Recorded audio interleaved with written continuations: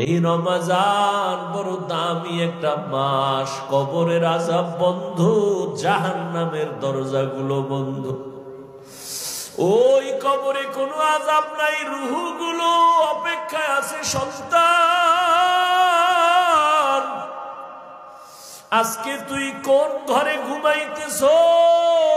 এই ঘরের মালিক তো একদিন আমরা ছিলাম। আজকে তোরে বড় বানাইতে গিয়া আমি মা কত ঘুম নষ্ট করেছি।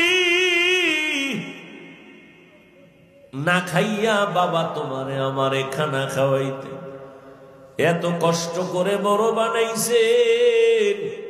ওই মা বাবাকে ভুলিয়া তুমি কেমনে ঘুমাও রে বাবা?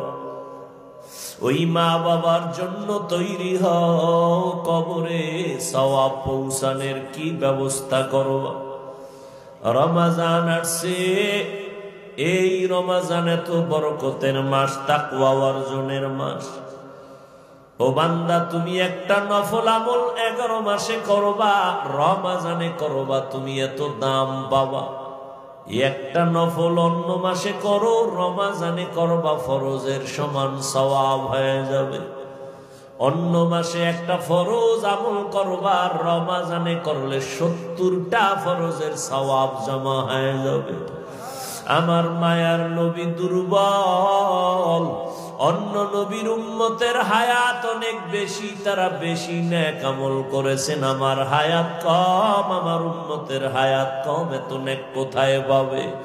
আল্লাহ বলেন, ও নবী জানেন না আমি আপনার কত বড় আশিক? সব নবী